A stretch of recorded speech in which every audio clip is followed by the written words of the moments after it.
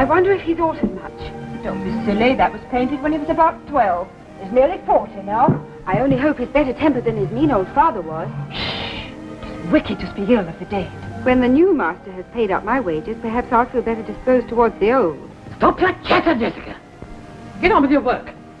Sir Percival can be here at any moment now. I hope you'll be bringing some money with him. I've a new go-to-meeting dress to be collected, when I can pay for it. Hold your tongue. Haven't you heard Mr. Percival has made a large fortune in the gold fields of Australia? I've heard so. Then be quiet. The carriage is coming up the drive. Quick, Jessica, fetch the others. Tell them Sir Percival is here.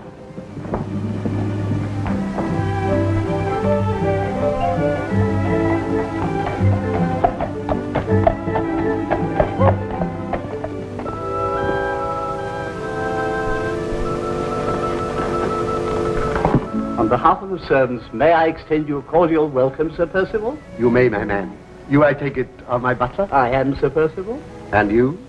Mrs. Bullen, your housekeeper. How long have you been in service here? 18 years. Then you don't remember me as a boy? No, Sir Percival. Are there any servants here who do? No. I regret to say none, sir. Pity. Great pity. Servants are waiting to greet you, Sir Percival.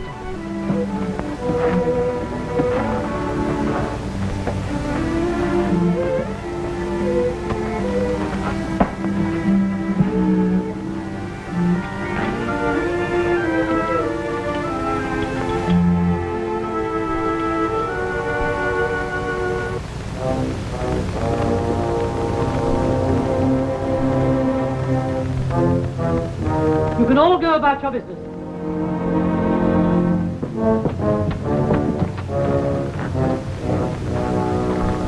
Last girl but one. The dimples, the neat ankles. What duties does she perform? Those of a parlour maid, Sir Percival. Oh, so she will bring me up my hot water tomorrow morning, eh? No, she's not allowed in the bedroom, Sir Percival. Indeed, and why not? Because she's a parlour maid. From now on, she's a chambermaid. I want her to bring me up my water in the morning. Will it please you to see Mr. Merriman now, Sir Percival? Mr. Merriman? Your old family lawyer. One of the few people who do remember you when you were a boy. Oh, yes, of course. Dear old Merry boy. Man. Mr. Merriman. Oh, yes, of course. Merriman. So he knew me when I was a boy, did he? Yes. Will you see him? No, I don't think I'll bother with him now. He's waiting for you in the library. Oh, well, I might as well get it over. Where do you say he is? In the library. And the library is, still in the same place? Yes, Sir Percival. Perhaps it would be as well if you would go in first. Sir Percival Glyde, Mr. Merriman. Hearty greetings, Sir Percival. How do you do? Pray be seated, sir. I trust your long and arduous journey has not taxed you unduly. I can best answer your question, sir, by reminding you that I've spent the greater part of my life in the wilds. Of course, of course. Now, let me see. How many years is it since we last met?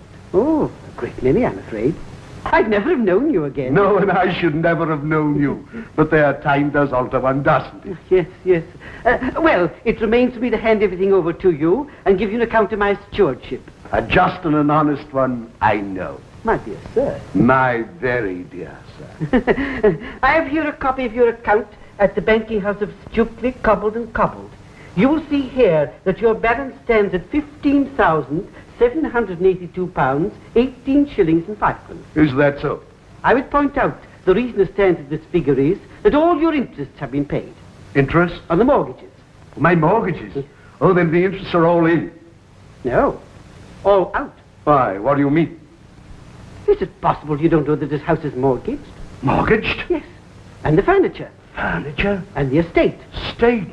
And all the timber on the estate. And, well, in fact, everything's mortgaged. Then what did my father leave me? He left a debt of £15,782, 18 shillings and 5 pence. Then why not pay it off with that? But that is the debt. It's not a credit balance, my dear sir. It's an overdraft. What? Mr. Cobble was delighted to hear you were returning. It's a bigger overdraft than he likes. But with the vast fortune you've accumulated in the gold fields of Australia, you will soon wipe that off. And who told you I'd accumulated a vast fortune? But haven't you? I have not. Oh, but your father. It was his cherished hope that you'd come back and place Blackwater on its feet again. Oh, it was it? That, I feel sure, is the reason he repented of his attitude towards you. I have but 60 sovereigns as a reward for years of sweat and privation. Oh, a fine homecoming for a man, I must say. So far, Sir Percival, you've only heard the debit side of your account. We haven't yet touched on the credit side. Is there a credit side? Before we proceed any further, Sir Percival, it's my duty to satisfy myself formally as to your identity. Oh, merely as a matter of legal form, of course. Well, apart from this signet ring, there are several letters from my father in my luggage, together with a letter from you notifying me of his death. And the oval-shaped mole on your right hip. Dammy, sir, are you asking me to remove my trousers? We will waive the question of the mole. Won't you sit down? Now, tell me about this credit side. Doubtless you will remember your father's very old and dear friend, Mr. Frederick Fairlie. Oh, yes, of course. It was your father's dearest wish that you should marry Mr. Fairlie's niece and ward, Laura. Very kind of him, I'm sure. The lady is young and comely, I hope. She is young, barely of age. As to whether she is comely, I cannot say. I've not met her. But that point is of no importance. May not be to you. It is of importance to me if she's to share my bed. What I think is important is that her father left her £100,000. The devil he did. Do you mean she's to take my overdraft in exchange for me? It would be wiser not to mention the overdraft to Mr. Fairlie until after you are married. Hasn't the young lady anything to say about it? Dutiful and obedient young ladies do as their guardians wish. I only trust that you will do as your father wished. 100,000. How could I disobey my dear old father? When may I see the young lady? Here's Mr. Fairlie's address. Write and tell him that you are home, and ask his permission to pay your addresses to his...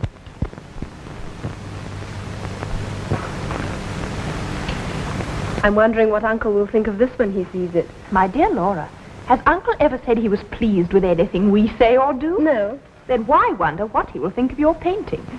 Mr. Hartwright is pleased with it. During the 3 months Mr. Hartwright has been your tutor, has he ever been displeased with anything you say or do? Really, Marion, Marion? I'm going to sneeze. Louis, the inhalant, quick. How dare you disseminate your beastly germs in this room? If you have a cold, stay in bed. Don't give it to me. Am I not ill enough already?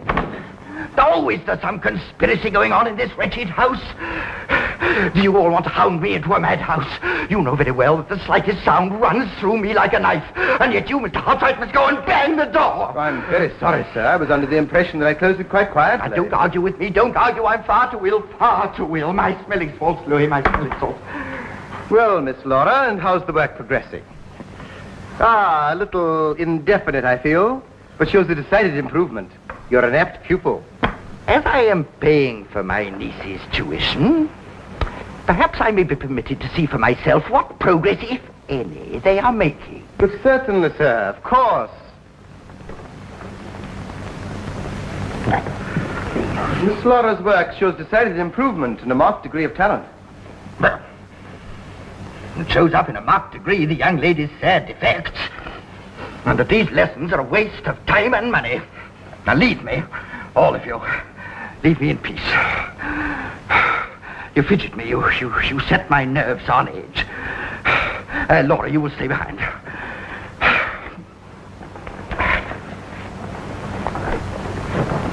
Your memory is not faulty. I don't think so, Uncle Frederick. Then you will not have forgotten your father's wishes, that you should marry Percival, the son of the late Sir Felix Glyde. I had not forgotten. Well, Sir Percival Glyde is coming here shortly to pay his addresses to you. But, Uncle, I don't want to think of marriage yet. I knew we should have trouble with you. You're always troublesome. Governesses, drawing masters. I never know whether I'm on my head or my heels. I will receive Sir Percival Glyde at his convenience. Now, please, go away. You're setting my nerves on edge again.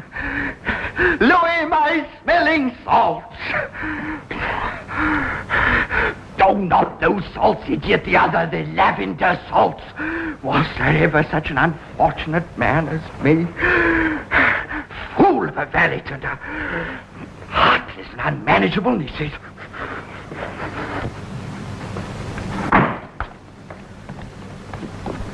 And pray, where are you going to, my pretty maid? I'm going to empty the slops, sir. Slops? You'll find you've got a lot of new duties. Now you're transferred to this part of the house. Yes, Sir Percival. They tell me there's a shortcut through the fields to the village. You know it, eh? Yes, Sir Percival. I've forgotten its exact whereabouts. The moon will be full tonight. Would you show me the cut? Yes, Sir Percival. Splendid. Then meet me at the lower gate tonight at 8. And if you're the sensible little girl that I think you're going to be, that old scarecrow of a housekeeper shall find some more pleasant duty for you for these dainty little fingers. Excuse me, Sir Percival. What is it? Lady and gentleman to see you, Sir Percival. Dr. Isidor Fosco?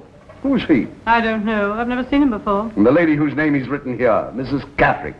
Who is she? I can't say. I've shown them into the library. Come to pay their respects to the new squire, no doubt.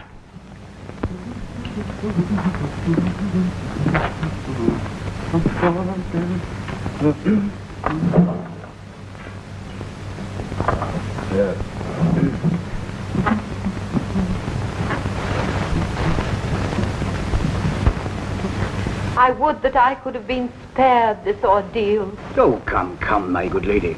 The fact that I, Fosco, am here to speak on your behalf, to shoulder your troubles, in fact, is a guarantee that your feelings will be respected to the utmost. Have I the honor of addressing Sir Percival Glyde? I am Sir Percival Glyde at your service. And I am your humble and obedient servant, Isidor Fosco, Doctor of Medicine. And the lady? Well, I wrote the name on my card. I thought it might be familiar to you. Mrs. Catherick? Well, can I assist your memory with one little word? Love? A youthful romance? An early peccadillo? What? Resulting in the birth of a child? A child? A female child born 8 months after you set sail for Australia. And what has that to do with me? Well, really, sir, is not the question somewhat indelicate? Are you accusing me of being the father of this lady's child? Mrs. Catherick brings the charge, sir, not I. A foul, beastly lie. I'll have the law upon you. Why, I've never set eyes on this woman before. I withdraw the charge. The gentleman speaks truth. I have never set eyes on him before. Oh, so you've changed your tune. That is well for you, madam. I am bewildered, completely bewildered. What does all this mean? That he is not the father of my daughter. But you assured me that Sir Percival Glyde... I did, but he is not Sir Percival Glyde. What the devil are you talking about? Have you taken leave of your senses? Are you quite sure? Are you positive you're not making a grave mistake? You realize that you're branding this gentleman as an imposter? Oh, the woman is mad. She should be in an asylum. The gentleman can prove me wrong by letting me put to him a few simple questions. Questions that the real Sir Percival Glyde would have no difficulty in answering. And I refuse to be questioned or cross-examined. This is either insanity or blackmail. I leave others to determine which. Meanwhile, leave my house at once. Both of you.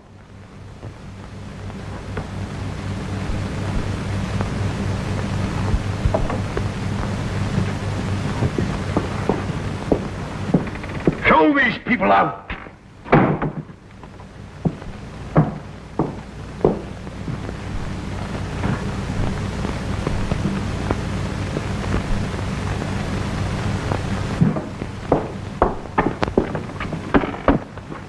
I forgot my cane. Excuse me.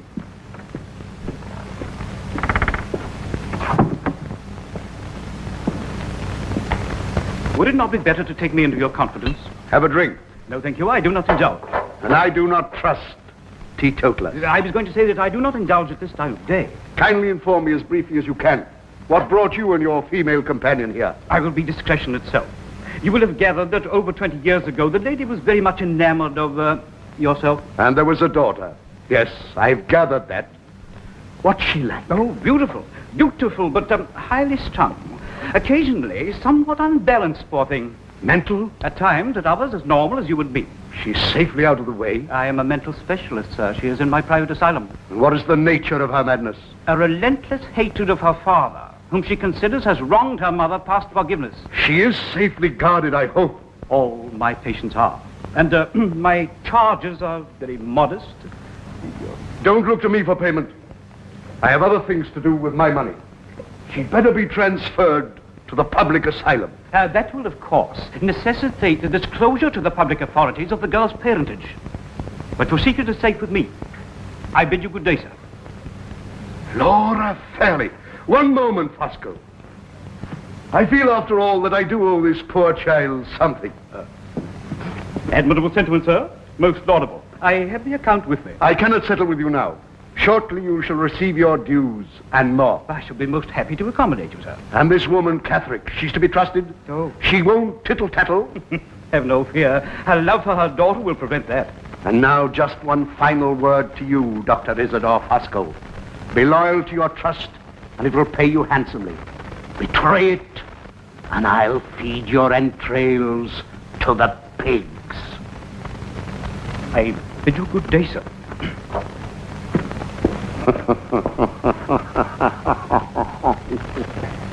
Did you tell him I was secretly married to Percival Glyde before he went to Australia? Well, what would have been the use? The man is patently an imposter. I shall expose him. Would that provide you with the money to pay me for keeping your daughter in the comfort of my asylum? Oh, what shall I do? You would do nothing. But I can't let my poor girl go into a public asylum. I can't. She will remain in my charge, and the pseudo Sir Percival Glyde shall pay. But Now keep your own counsel. Don't breathe a word to a living soul. Leave everything to me.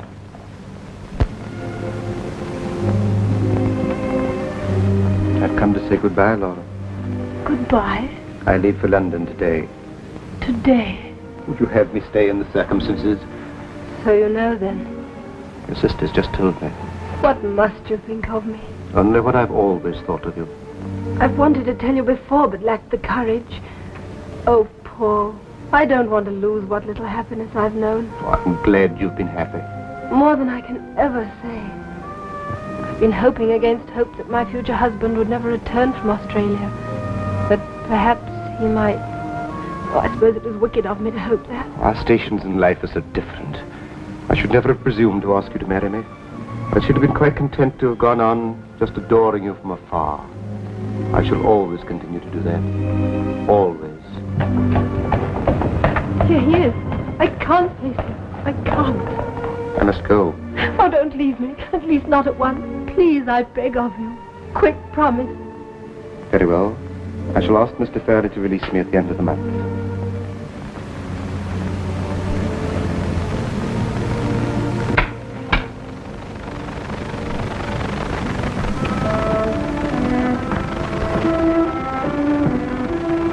My sister Laura, Sir Percival Glyde. I count myself fortunate indeed that my bride-to-be is so charming and so gracious. Our drawing master, Mr. Hartwright. Sir Percival. A drawing master? What an odd occupation. Truly, as it said, it takes all sorts to make a world. If you'll please excuse me. And I too, Sir Percival. Certainly, certainly. They told me that you were beautiful, but I hardly dared to hope. Won't you be seated? Sir Percival, do you believe in first impressions? Indeed, yes. First impressions are always right. And I feel for you... I am glad. And I beg of you now, at this our first meeting, to release me from this contract. That's impossible. I beg of you, Sir Percival. You ask too much.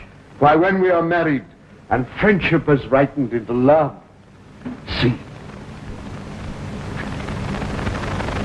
It fits perfectly. A good augury for our future happiness. You like it? Thank you. An engagement is usually sealed with a kiss. Sir Percival, please, please. Gad, how lovely you are. My uncle will be awaiting you in his room. If you will excuse me, I will retire. Before you go to him, I may say I've arranged for our wedding to take place on Michaelmas Day. Michaelmas Day? Why, that's barely 6 weeks away. I couldn't consent to an engagement of less than a year. That is ridiculous. After 20 years in the lonely wilds, I feel the need of a wife's comfort and companionship. I'm afraid I must insist. Then I think I'd better speak to your uncle forthwith. I will ring for a servant.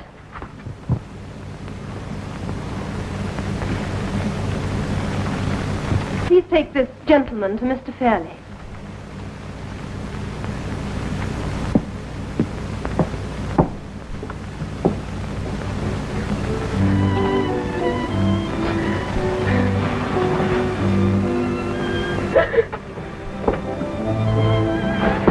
Don't cry, Laurie, dear.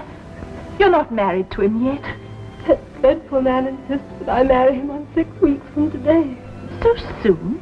Oh, but that's ridiculous. And anyway, the question of time is for the woman to decide.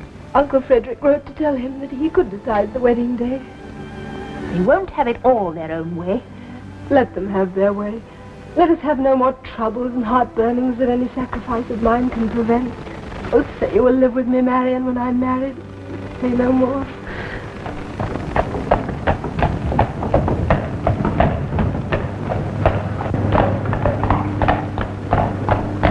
Carrion crow once sat on a tree, singing, hey, derry, derry, down dee. Hey, derry, derry, down dee. The old crow that sat on a... Hello, Hawkins. A carrion crow once sat on a tree, singing, hey, derry, dee. Sir Percival. Well, what is it? Oh, take that miserable look off your face. Blackwater is to have a mistress. A mistress, Sir Percival? A wife.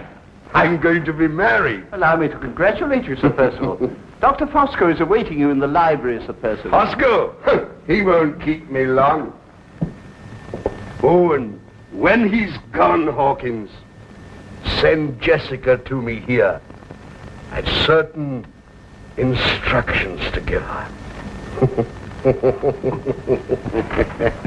Ah, my dear Fosco, this is indeed a pleasure.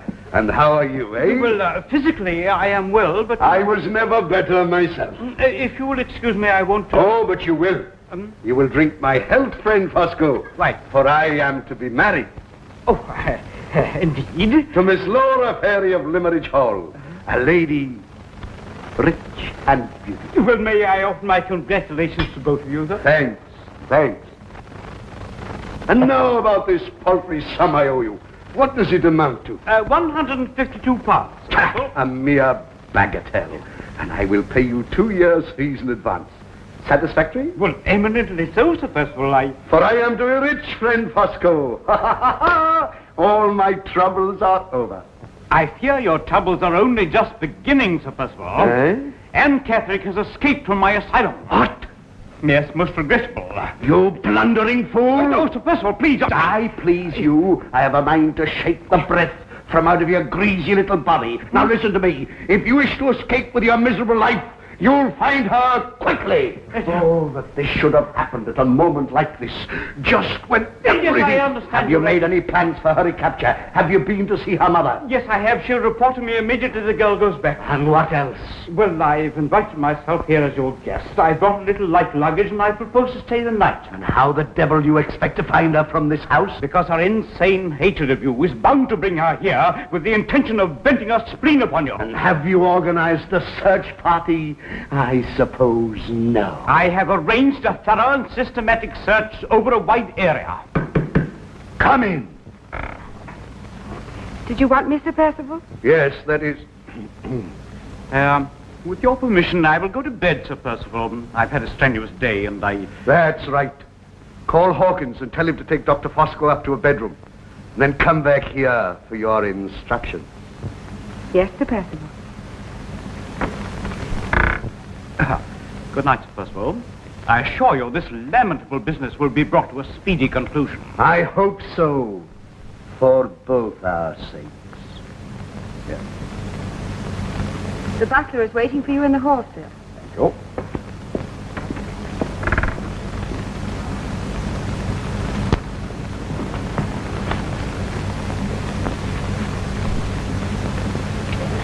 Red lips and red wine for the rest of the evening, eh, my pretty? But why so downcast, child? What's amiss? They tell me you're going to be married. Oh, so that's the trouble, is it? Come, sit you down here. Love and marriage are two very different things. Marriage is a business proposition, whereas love... We drink to love tonight. Yes, but... But what? Well, marriage is safer for a girl, isn't it? And you promised you'd marry me. And I'm not a man to betray a maiden under an idle promise of marriage, but... Oh, I know Miss Fairlie's a very rich lady. And a few weeks ago I would have been content. But now... Oh, what will become of me? You mean? You haven't breathed a word of this to a living soul? Oh, no, sir. But you see, this changes everything. You must marry me now, mustn't you? Yes, of course. You mean that, sir? My word is my bond. But not a mention of this to anyone. It shall be our little secret, eh? Oh, I'm so happy. Upon my soul, you're a delightful little baggage. Oh, Sir Percival. What the devil? There! There at the window! The window, what do you mean? A woman! A woman in white! Woman in white? What are you talking about? Look!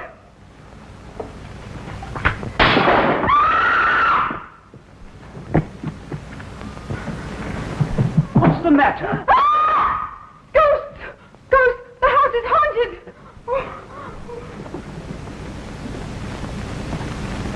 Ghosts? The house haunted? Ghosts?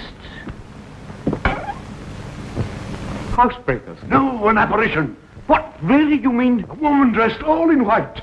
Anne Catherick? Anne Catherick? I said she'd come here. But what are you waiting for? Go on, find her. What, what's this? But I haven't got my trousers on. Curse your trousers! Curse you! Oh, curse everything!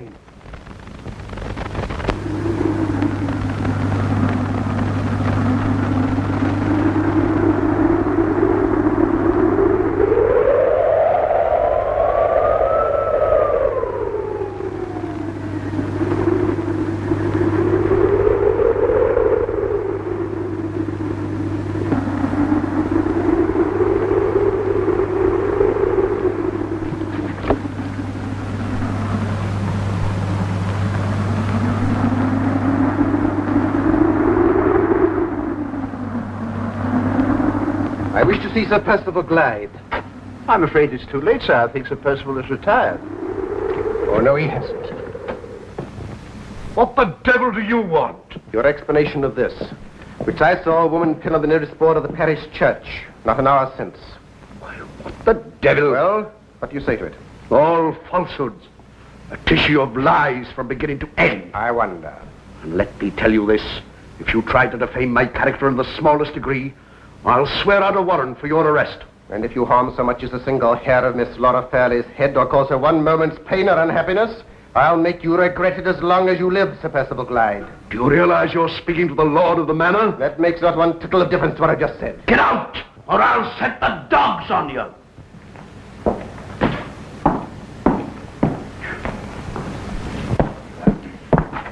Oh, so you heard, eh? Well, the door was open. I really couldn't help That mad fool is up to her tricks already. She's got to be found. Do you hear me? She's got to be found. Of course, I share your anxiety, Sir Percival. Have I not a stake in your marriage to the tune of £152? An extra 100 to you when she's safely under lock and key. But I thought you were financially embarrassed. Then I'll give you an IOU for £100 to be redeemed as soon as I'm married.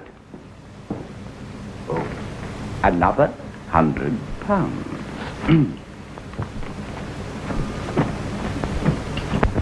Oh, Sir Percival. Well, what do you want?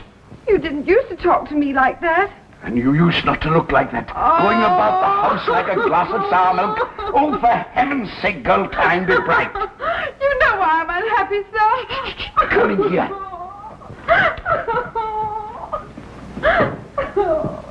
Now what are you sniveling for? My mother. You haven't told her? No, sir, not a word. But she's begun to. She's asking questions, and you promised. I know, and I'll keep my word. We're going to leave all this, Jessica. You mean elope and get married, and I shall be Lady Glyde? Yes, tonight. I'll take you to a place where it'll be nice and peaceful, where no one will ever know. You mean that, Sir Percival? Of course I mean it. Meet me at 9 o'clock tonight in the old boathouse by the lake. Oh, that place scares me in daylight. But at night? But I shall be there, and then you won't be afraid, will you? Oh, no, Percival. I mean, sir. That's right. Then go and pack yourself a few things. You're going on a journey. Yes. A very long journey.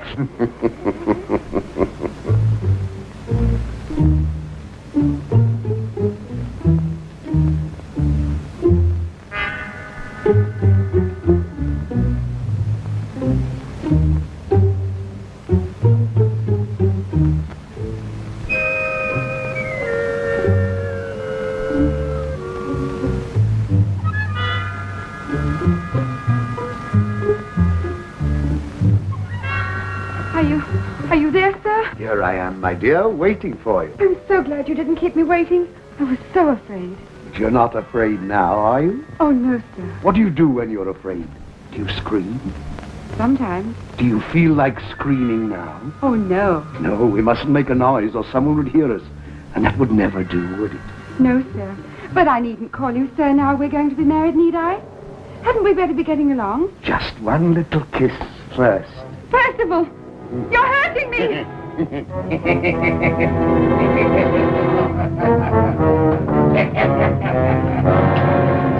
you wanted to be a bride, my dear Jessica, did you? So you shall be a bride of death.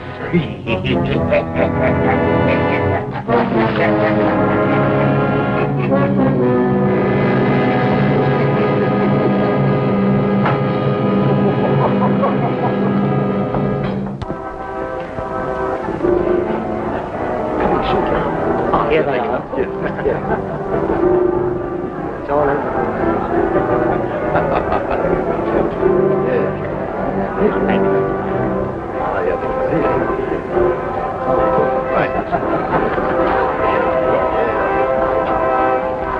God bless you, Merriman. Good luck to you both. Aye, long life and happiness to you both. Thank you all.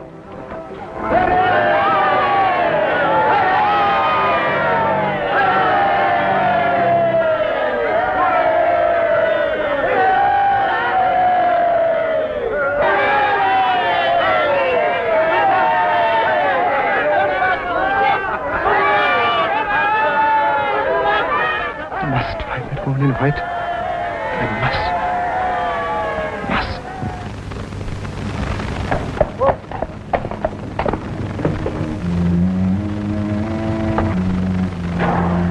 Welcome home, milady. Mrs. Bullen, this is your new mistress, Lady Glyde. Welcome home, my lady. Thank you. This is Lady Glyde's sister, who will be staying with Lady Glyde. Come. Well, my dear, how do you like your new home? Charming old place, isn't it? It has an atmosphere all of its own. As you say, there certainly is an atmosphere. I'm afraid we're short-staffed, my lady. One of the maids vanished into thin air a short while since. Mrs. Bullen, please show the ladies upstairs. Can you come this way?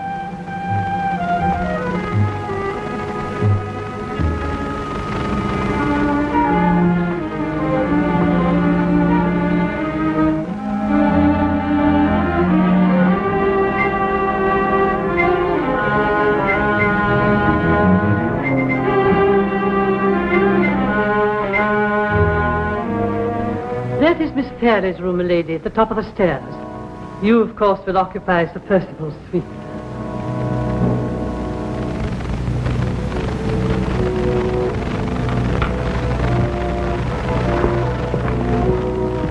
I have placed the table on the left-hand side, my lady. Doubtless by tomorrow you and Sir Percival will have decided which side of the bed you will occupy. My room is a long way from this one. Yes, it is, isn't it?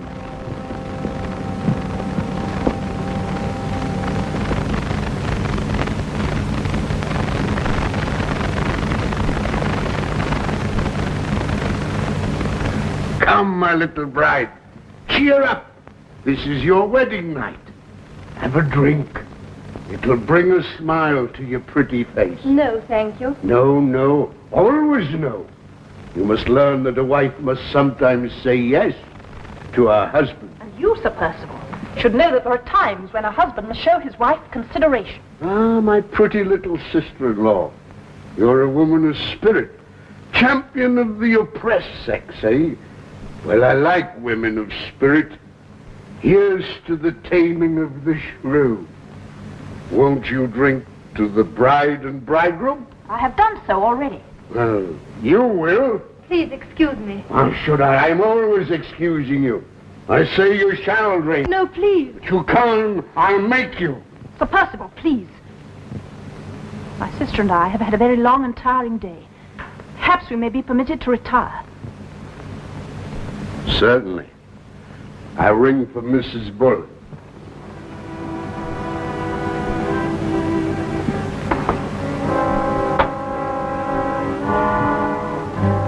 This way, ladies.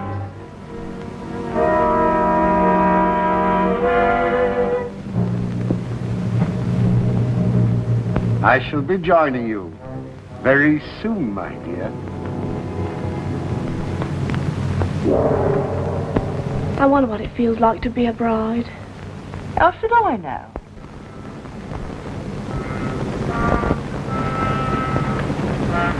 Must I be placed so far away from Lady Glyde? It's the nearest available room to Sir Percival's suite.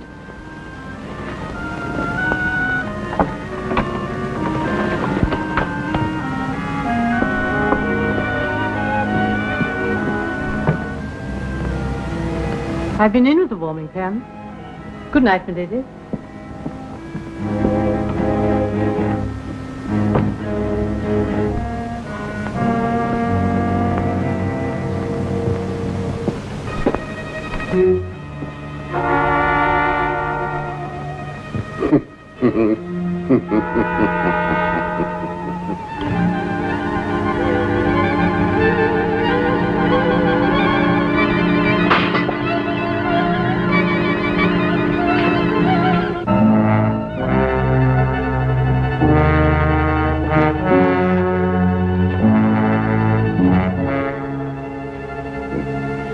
Even she shan't spoil my wedding night. Curse her.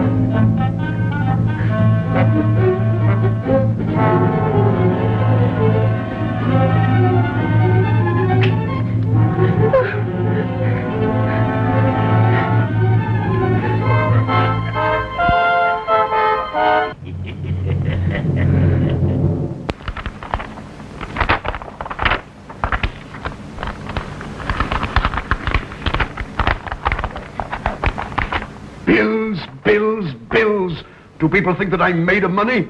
In accordance with your instructions, I have drawn up this document. Good. If you can persuade Lady Glyde to sign it, you will have immediate control of her fortune. But will she? She has promised to love, honor, and obey. In any case, you are jointly enjoying the income on her money. And don't forget, too, that if she dies first, everything is left entirely to you. In other words, I should be better off if she were dead. Well, that's what you mean, isn't it? And has it ever struck you that she might alter her will in somebody else's favor at any time she likes? But she's not likely to do that. But supposing she hears something that upsets her, what then? You mean there is something? I only said supposing. However, her signature to this document and then... Shh. I'm sorry, I was looking for Marion. Come in, my dear. I was just going to send for you as it happens. Oh? You've met my lawyer, Mr. Merriman? Yes, we introduced ourselves when he arrived. With your permission, Sir Percival, I'll withdraw while you speak to Lady Glyde. As you will. I'll join you in a minute. Yes, sir. Come here, my dear. Just a little matter of business, but I want you to sign your name. Just there, opposite... What is it I am to sign? Oh, it's of minor importance, a mere formality. But surely I ought to know what I'm signing before I write my name. Nonsense, my dear. What do women know about business? If I explained it, you wouldn't understand it. At any rate, let me try to understand it. Mr. Gilmore, whenever he had any business for me to do, always explained it first, and I always understood him. I dare say he did. He was your lawyer. It was his duty to explain. But I am your husband. Where do you want me to sign? There. If my signature pledges me to anything, I feel I have some claim to know what that pledge is. You distrust me, is that it? It's unjust and cruel to accuse me of distrusting you. Aren't I entitled to know what this writing requires of me before I sign it? So you do distrust me. You distrust your own husband. Upon my soul, this is more than flesh and blood can stand. I wish Marion were here to advise me. Marion is here. What is it you want my advice on, Laura? This document I'm signing. What document? A mere formality, but as essential as the register that she signed in the church. But that was open before me. Why is this all folded up? Oh, heaven preserve me from doing business with women. Are you going to sign that, or are we going to argue all day? Laura's objection seems perfectly reasonable to me. A cool declaration upon my soul. Before you invite yourself into a man's house the next time, let me recommend you not to abuse his hospitality by taking sides with his wife against him in a matter which does not concern you. Shall I sign? I will if you say so. No. The right and the truth are with you. Sign nothing unless you have read it first. You positively refuse, then, to give me your signature? After what you have just said to Marion, I refuse my signature until I have read every line in that parchment from first to last. Come on, Marion.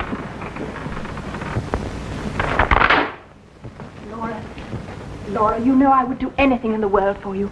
But I cannot possibly stay here after what your husband said to me. I'm afraid he lost his temper.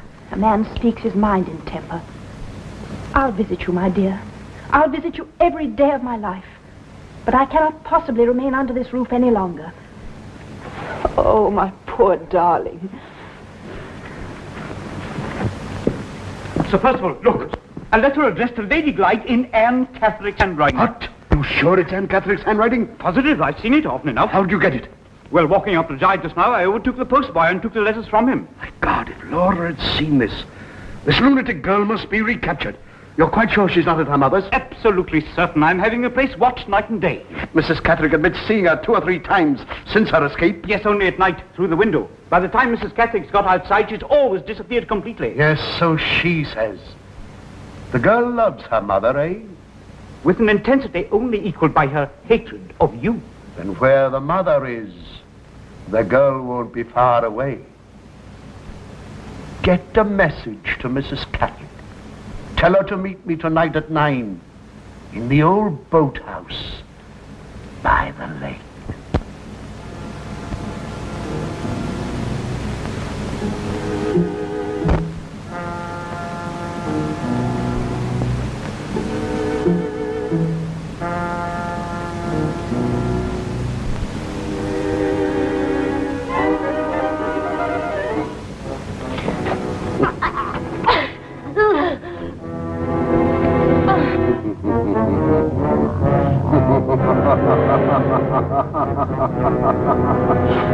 Good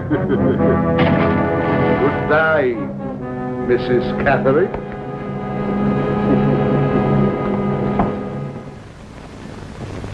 And you better send me up a pot of that bear's grease. It's nice and soothing. Thank you. I'll send it over today. And I shan't want you again until next Tuesday week. Thank you, Sir Percival. And I wish you good day, sir. Good day to you. Good day. Good day. Good day. Fosco, I didn't hear you knock. I came in just as you were speaking about poor Mrs. Catherick. Made away with herself, eh? And at Blackwater Lake, too. You met her there, didn't you? She didn't come. I cooled my heels for nearly an hour. Ah, then you won't have a chance of seeing her again, eh? And her secret will die with her. The devil are you talking about? Dead women tell no tales. But was it quite wise? You sneaking little rat. What do you mean? As a doctor and a loyal citizen, I have but one duty to perform at the inquest. As a loyal friend, I have another. How loyal a friend are you? How loyal are you? How loyal do you want me to be? To the extent of a promissory note of £5,000 to be redeemed when you've robbed your wife of her money. You! Yes, I'm afraid it must be £5,000. That's why I said I wondered if you were quite wise. Now, do you agree? Send me a promissory note, and I'll sign it. Thank you, Sir Percival.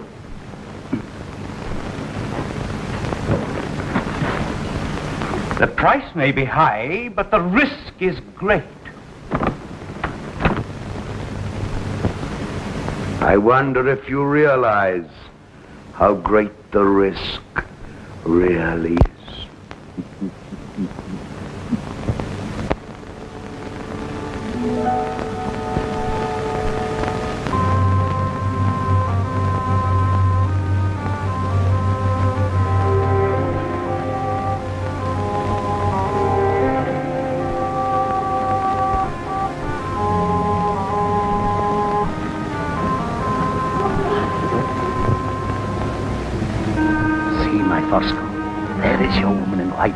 A little hunting trick I learnt in Australia.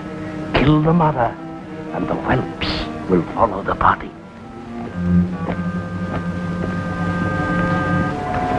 So this is the cause of all the trouble, eh? Our little mad girl. Laura! Lady Glyde. Oh, no. There is a remarkable resemblance, certainly, particularly when the face is in repose. Why didn't you tell me of this before? Can't you see the solution of all our troubles is here? Very ill. Probably pneumonia. We must get her between blankets immediately. You seem very concerned for her. My instinct as a doctor is to cure, not to kill. Let's get her back to the coach. There's only one thing to do. Sweat it out of her. Crawling about at night, scantily clad. No wonder she's grievously ill. I must get this heated up again. It's essential she be kept as warm as possible. There may be a change for the better in the morning.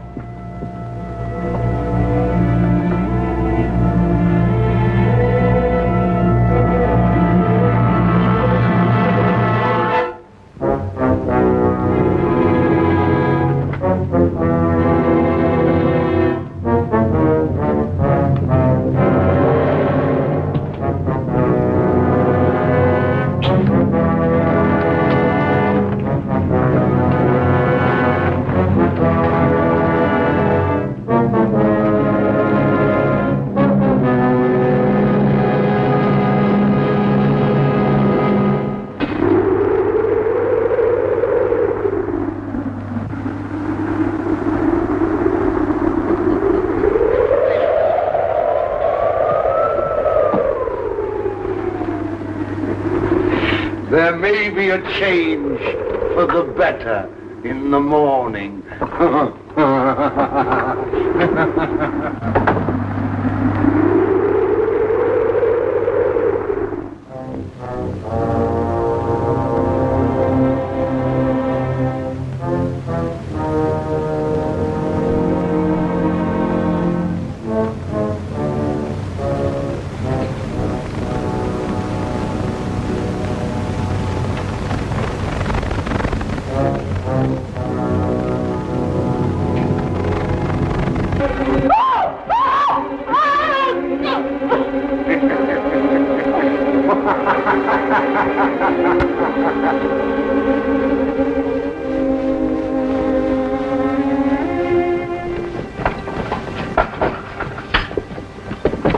Come on, none of that.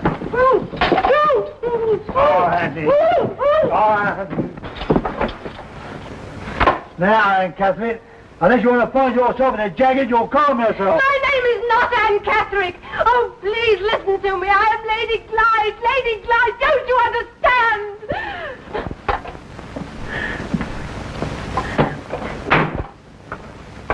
I deeply regret that Lady Glyde is most seriously ill. Was there ever such an unfortunate man as I am? That Laura taken ill and I am pestered with it. I always thought that when a girl was married, she was off her guardian's hands. What am I expected to do about it? Something I would never expect you to do. Forget your miserable self for one moment and think of someone else. Are you aware of what you're saying and to whom you're saying it? Yes. To the man who undertook to be her guardian and betrayed his trust. Who didn't care whom she married or what became of her, so long as he wasn't inconvenienced. You fill me with contempt. You're so much engrossed in your own imaginary ailments that you haven't an atom of pity or consideration for anyone else. If anything happens to Laura, may God punish you as you deserve. Louis, my silver laterally, my silver laterally. I take the lot and my notice with it, and I hope you never get the stains out.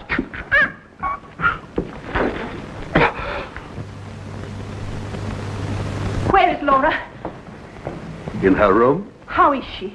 She's been very feverish, restless and wandering. She's quiet now. Oh, yes, she's quiet now. Then that is a good sign, surely, isn't it? It means she's better, doesn't it? In the sense that she's no longer suffering. She is better. Great heavens! Are you telling me something's happened to her?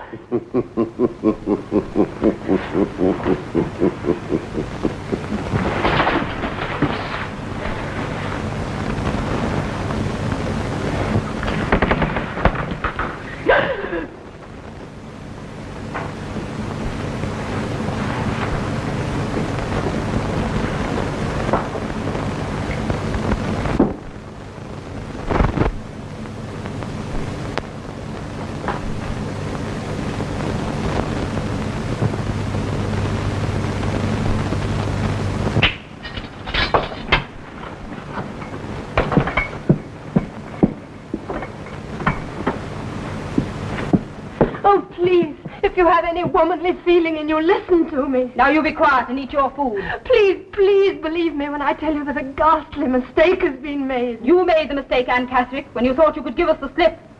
My name is not Anne Catherick. I tell you I'm Lady Glyde. That's nothing. The one in there's Anne Bullen. But I am Lady Glyde. Lady Glyde died 2 days ago. It's in the papers. Good morning, Doctor. Oh, Dr. Fosco, I am glad you're here. Have you come to take me out of this dreadful place? My dear Anne, why should I take you away when I've just welcomed you back? But don't you know who I am? Yes, my dear girl. Of course I know who you are. You know I am Lady Glyde. She was carrying on like this before you came, sir. But it's true. It's true. She's doubtless read of Lady Glyde's death and the brain... Will you send for my sister? Please, please, please do as I ask and send for her. Poor child, it's worse than I thought. Yes, of course we will send for her. Watch her carefully. If she continues like this, I'll give her a strong sedative. But if she becomes violent... No! No! Don't you see you are making a dreadful mistake? Dr. Fosco! Dr. Fosco, don't leave me! Don't leave me!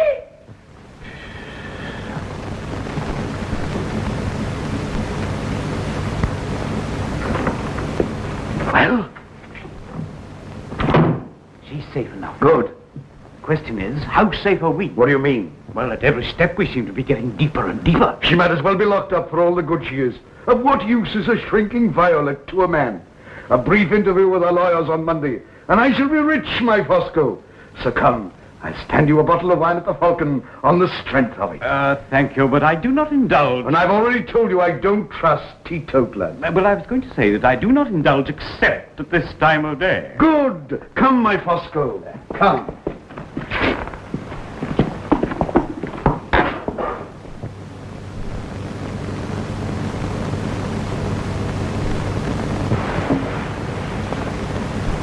I wish I could find that woman in white. If you were to find her, that wouldn't bring the dead back to life. No, but it might bring the living to justice. I swear by that grave to expose Glyde to the world for the blackguardly scoundrel that he is. I feel certain that that woman can point me the way. What makes you so certain? The look I saw in Glyde's eyes when I confronted him with her note.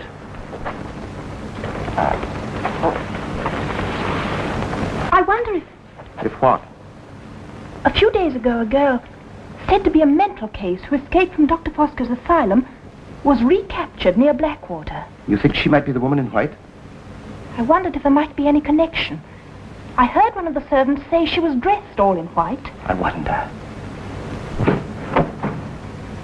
I should go mad. We should go mad. Why am I here? Oh, let me out. What have I done? Let me out. Gentlemen to see you, sir. Mr. Carey Wilson, Solicitor, Winchester? What's he want? Don't know, sir. You'd better show him in, I suppose. This way, sir. And what service can I render you, sir? You have a patient here named Anne Catherick? That is so. I'm engaged in winding up the estate of her recently deceased mother. Won't you sit down? Thank you. I require certain information. May I see Miss Catherick? Quite impossible. My instructions are that she may have no visitors. But it's vitally important. I repeat, it's impossible. You realize, sir, the girl's insane? Has she been certified? Well, no. Not actually, then in but... law, she's sane until she's been certified. I must insist on seeing her. For the last time, sir, I cannot grant your request. Very well. And in that case, I must apply for an order to the court. Oh, my dear sir, there's no need to adopt that attitude. After all, rules must be observed in these institutions. And the law must take its course? Quite. Well, under the very special circumstances, I'll make an exception in your case. Take this gentleman through to number 7. She's been rather violent, Doctor. You must not excite her. You understand? This way, sir.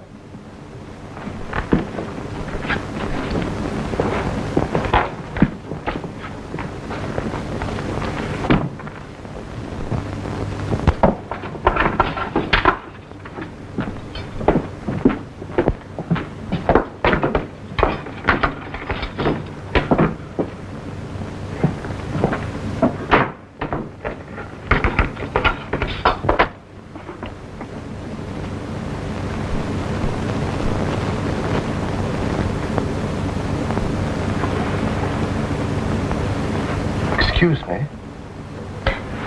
Paul. Laura. Oh, Paul, I hoped, I prayed you would come. Why do you stare at me? Do I look so different? I never expected to find you here. Oh, thank God I did. Whom did you expect to find? A girl called Anne Catherick. Anne Catherick? That's what they insist on calling me, even Dr. Fosco. Oh, my darling. Those two scoundrels should pay for this. Oh, please, please take me out of this dreadful place. You'll have to go now.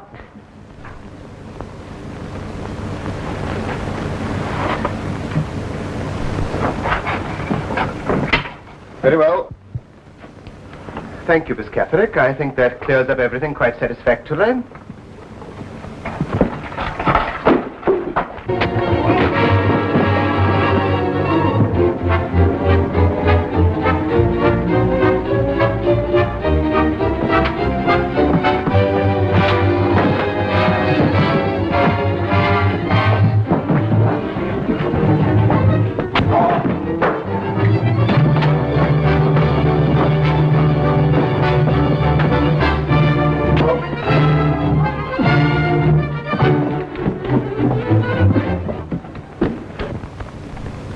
There you are.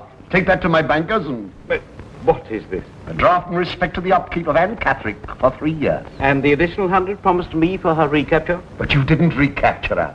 I did. Then there's the 5,000 due to me for committing perjury in your interest at the inquest on Mrs. Catherick. Blackmail, eh? You know well enough what was arranged between us. That's all you're going to get, you little worm. Take it or leave it. You don't get over me so easily as that. I know you are not Sir Percival Glyde. I know you murdered Mrs. Catherick and caused the death of her daughter, to say nothing of the parlour-maid Jessica and the real Sir Percival Glyde. I also know that the woman at present in my asylum is Laura Fairlie, and that the body buried in Limited churchyard is that of Anne Catherick, alias Glyde. But you've no proof of all this. It's only your word against mine. Besides, the story is so fantastic. Who would believe it? I, for one, believe every word of it.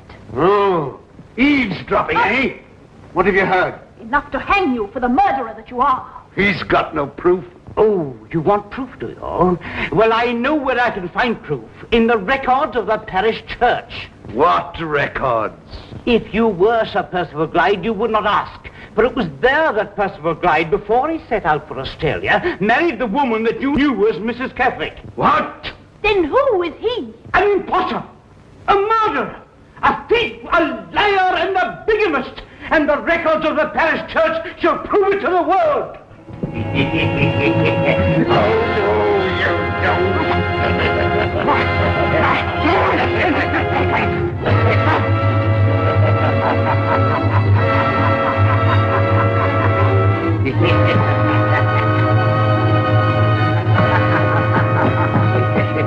Wenches like you want taming badly. Properly taming. Let me go, you horrible beast! Let me go!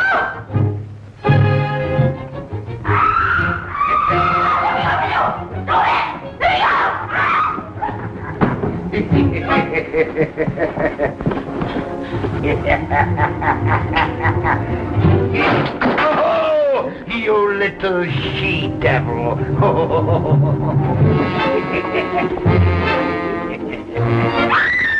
Out in Australia, I used to break in fractious horses. Now I'm going to break in a fractious mare.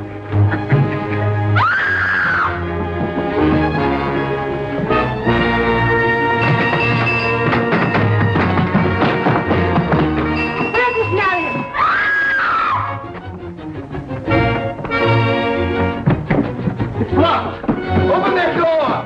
Quick! Open the door! Oh, quick, Marion! You stand back!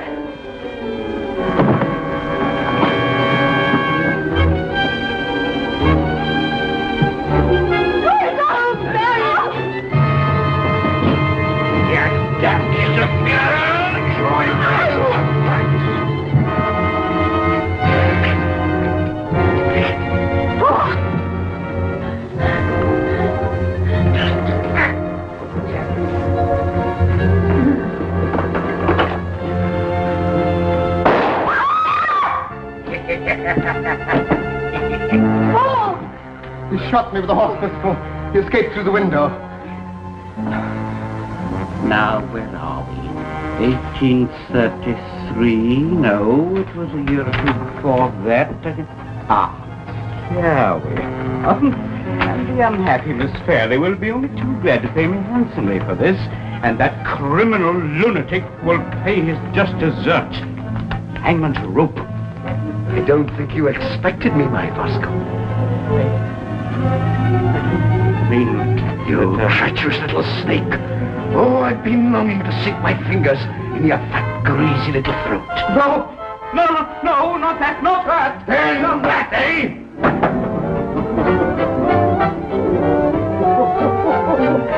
What was it he said? The hangman's rope.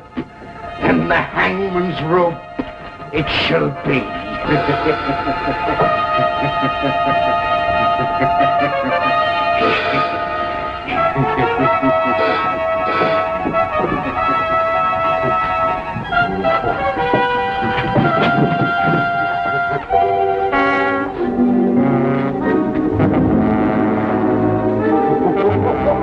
You always said you were a teetotaler. You're going to have a nice drop. Now.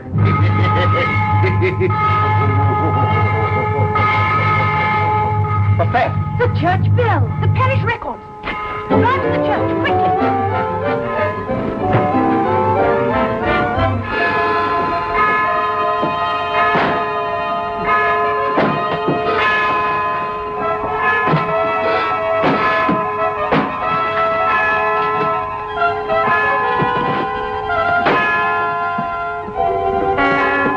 Open the door! Wait, look! I'll destroy the records and beat them yet.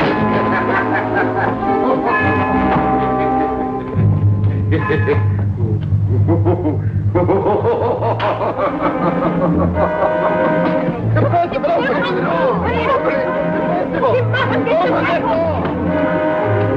Look, it's on fire! Hounds are after me. I'm not taken yet. Not this way. Well, I'll go down to the church and hide. Oh, curse the keys.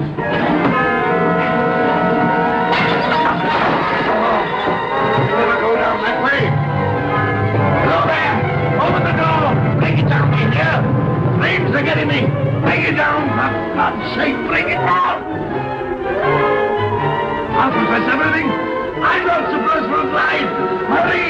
Break down the door. Yes, I must have it. I can't let it out. I can't stand it. I don't want to die. I don't need to die.